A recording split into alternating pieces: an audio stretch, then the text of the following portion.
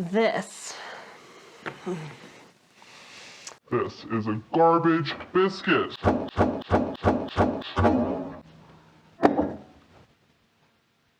Buttery, tall, flaky fucking biscuits. That's what we are making today. All right, very first thing you need to do is grate up half a pound of butter. That's 2 sticks if you buy the kind that's at the grocery store. Make sure it's very cold. It should be in the fridge right up until you're ready to use it, okay? So you just take it, and I'm gonna use the smaller holes here. You could probably use the big ones and it'd be okay, but we're gonna do small because I said so. Now you wanna go quickly because your hands are gonna start warming the butter. Now you take the grated butter, you lift the grater. Oh, holy shit. All right, just catch it before it falls off. Picking up grated butter is not very fun. And you just kind of scrape it out of the grater. That's good. Now get rid of your cheese grater, wash the butter off of your hands. Now you're going to take this finely grated butter and I want you to put it in the freezer because it needs to be very cold, okay? We're not trying to freeze it rock solid, we just want to freeze it while we're getting the rest of our ingredients together. Next, we need some all-purpose flour. You need 4 cups. Now, I could scoop out the flour, but it's really not appropriate to scoop straight out of the bag, although I do it sometimes, but not for biscuits, because biscuits are sacred. Because it packs so much flour in there, you could be getting 1.5 cups in 1 scoop. So if you don't have a scale, the proper thing to do is pour this into a bowl, spoon it into your measuring cup, level it off, and that's 1 cup of flour. That's a lot of work. And it's an extra bowl to wash, and I'm not gonna do that. So we're gonna just tear out a bowl here on the scale. Now it's 120 grams for 1 cup of flour. We need 4 of that, which is 480 grams. I'm not actually that good at math. I've just made this recipe so many times. You know, in school they said you would never have a calculator at your disposal, but I got a phone and I got freaking Google Home. Hey Google, what's 120 times 4? The answer is 480. 480. There we go. I have a math servant at my beck and call. 480 grams of flour. 430, 440, 451, oh, 474, 470, 479. Oh, 482. Bastard. There's a big rip down the back. It always happens. I don't believe you that it's still 481. Oh, of course, now it's 479. I give up, that is close enough. All right, so you can get rid of your scale. We're not going to weigh the baking soda and the baking powder because it's too small of an amount. It's like when you try and weigh a habanero pepper, like a single one at the grocery store, and it doesn't register on the scale and they have to give it to you for free. So now we need 4 teaspoons of baking powder. 1, 2, 3, 4. That was 4. I'm not actually that good at math. It was 4.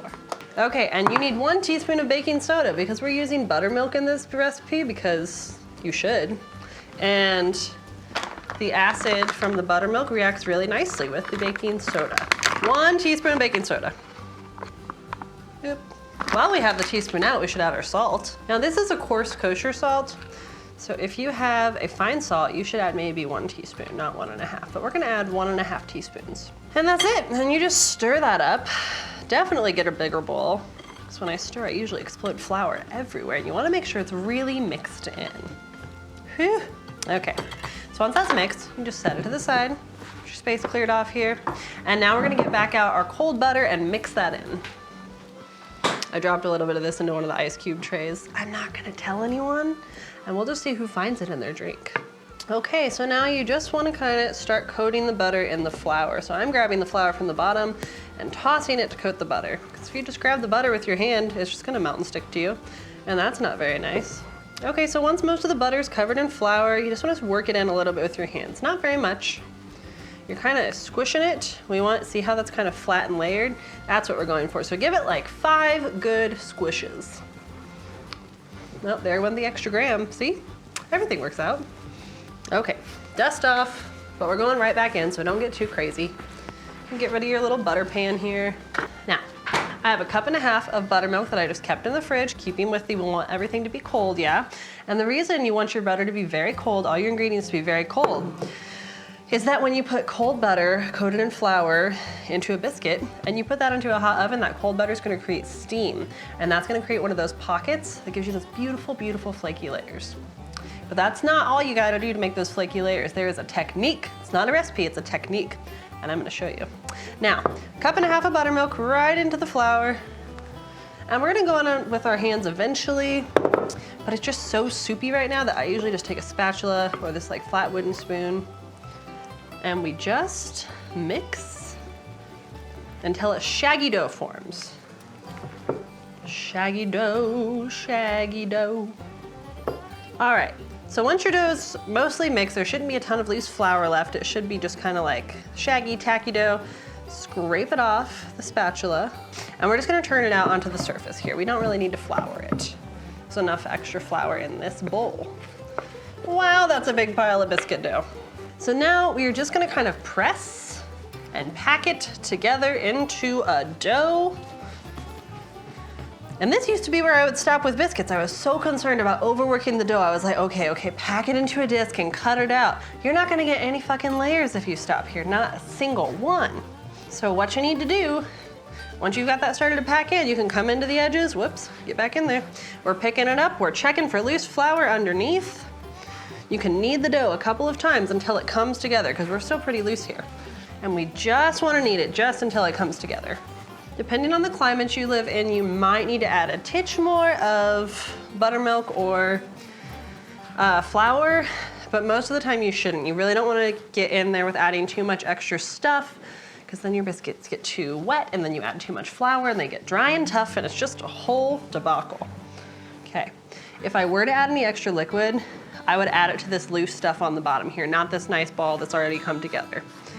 But I think we can probably just get this to mix in if we just press it down a little bit.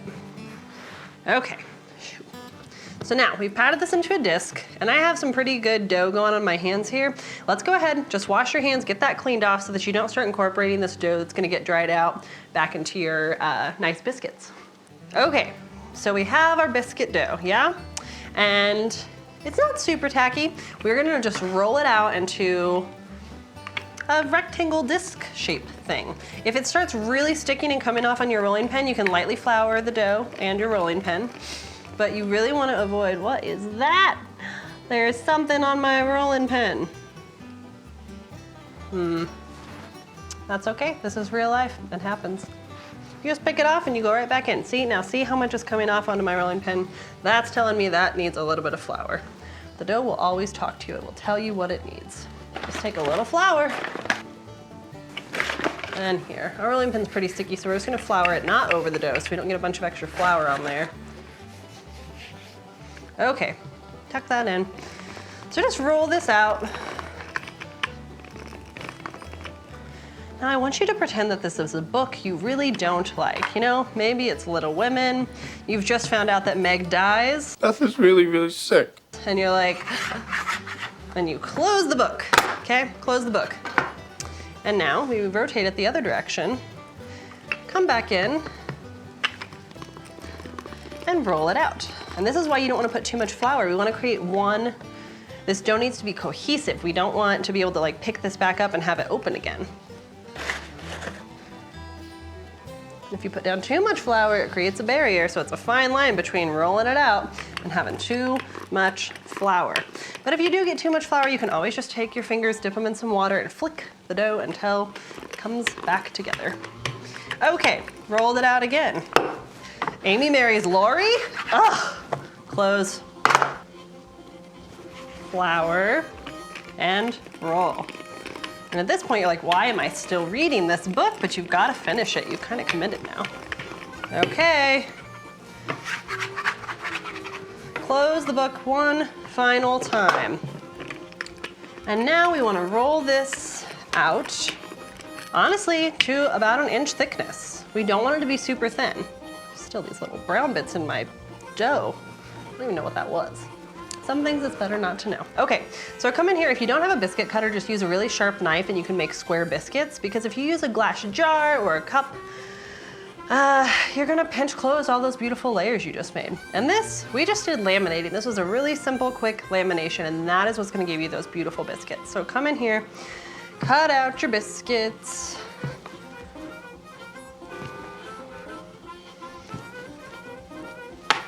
Lift up the extra. Okay. And we're just gonna gently, we'll go ahead and get our pan here. I find dark pans are really the best for biscuits, and I just have some parchment to line it with there. And we're just gonna take a peek at this biscuit before we put it on there. Look at those beautiful layers. That is exactly what we are going for. Okay. Now when you put your biscuits down on the pan, you want them to be just touching. Don't smush them together, but they should be touching like the way that high schoolers sit next to each other in a movie theater. They're like, I don't know if I really like you yet, but we're gonna like scooch like this close. That's gonna help them rise. Okay, so now we're just gonna scrape off anything that we don't want. And this biscuit dough scrap, press it, pinch together any seams. Seams are not your friend. Pinch the seams. Flour if you need it, gently roll it out. This is the only other time we're gonna roll it out. Yep, again, about an inch thick. So if you keep rolling, you're gonna have tough biscuits. You're overworking the gluten in that dough. Straight down, yes.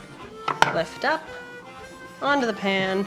And now this is a good amount of biscuit dough. I don't wanna waste it. So we know he's not gonna be the most beautiful biscuit of the bunch, but that's okay. So I'm just gonna fold him back into this here, and we're gonna try and get one more biscuit out of him without working the dough too much. Okay, there we go. We got 7 biscuits out of that. Make sure they're friends. Make sure they're like just touching each other. Really gonna help them rise. Okay, so now very important, we're gonna stick these in the freezer for 15 minutes. It's gonna help that butter get nice and cold again because we've been working with our warm hands for a while. 15 minutes, if you end up forgetting about them and freeze them for a couple of hours or overnight or something, no worries. You can still totally bake them from frozen. It's just gonna add a little bit of cook time. So into the freezer for at least 15 minutes. A seam, pinch the seam shut. That one almost got away from me. Whew, okay. It has been 15 minutes and it is time to bake these biscuits. Biscuits! I'll tell you right now, how tall they are when you cut them out does affect how tall they're gonna be. These two are gonna be a little taller than this one, but that's okay. We still love him regardless. Now, these are gonna go into a 450-degree oven, which I forgot to tell you to preheat. Wait till it's preheated before you stick them in, please, for 15 to 18 minutes. Oh my God. Look at those biscuits. Those are some motherfucking biscuits. The layers, the flakiness, just look at, oh, it's so beautiful. Okay, see, and we've got how they just come apart, but where they held together, it really helped them rise. Oh my God, biscuit 1, biscuit 2, and these are like unique individuals, you know? It's like, this is like awesome. It's got a little slump on that side, no big deal. This is our short little friend. He's still got, look at those layers in that. Holy shit. And this one, the crowning biscuit glory. Okay. All right, y'all, thank you for watching. That is buttery, flaky, tall, delicious biscuits. Hit that like and subscribe button for me, and then you can head to our website, cleavercooking.com, where we just released a new product. It's called Date Night In, a super fun, interactive video you can do at home with your date. Go check that out, and thanks for watching.